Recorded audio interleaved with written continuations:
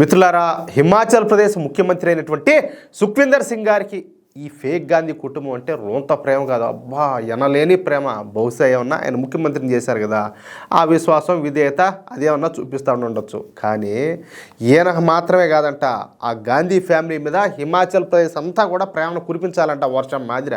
ఎందుకంటే ఆ ప్రియాంక వాద్రా ఉండదు కదా, అదే ప్రియాంక గాంధీ ఆవిడ హిమాచల్ ప్రదేశ్లో పోయి ఇల్లు కట్టుకునిందంట. ఏమేమో కాదు, హిమాచల్ ప్రదేశ్లో ఉండే వాళ్ళందరికీ ఇల్లు కట్టించిందా? ఏమి చేసిందేమో. సరే ఆమె పోయి ఆడ ఇల్లు కట్టుకునింది, సరే ఆమెకు ఆ మురిపోయిందో ఆమెకు తెలిసి ఉండాలా, లేకపోతే టూరిస్ట్ ప్లేస్ మాదిరి ఇప్పుడు అప్పుడప్పుడు పోయి ఏదో అట్లా విడిదిల్లు మాదిరి అట్లా ఉండి రావచ్చు అని చెప్పి కట్టుకొని ఉండొచ్చు.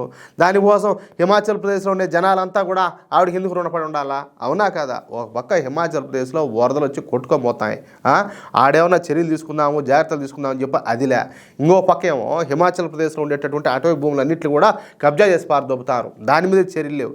ఏమీ లేకుండా ఎన్ని పక్కన గాలి కుదిలేసే పాలనా యంత్రాంగం మొత్తం అంతా కూడా ఈయన పొగుడుతా కూర్చున్నాడు. ఈయన ఎవరో సుఖ్వీందర్ సింగ్. అట్లా జరుగుతుంది ఆయన. జనాలు తప్పు ఓట్లేసామరా స్వామి అనిపించుకునేదాకా వీళ్ళు వదిలిపెట్టేట్టుకు వెళ్ళారు. అంటే జీవితంలో ఇంకోసారి అధికారంలో రాకుండా చేస్తారు వీళ్ళు.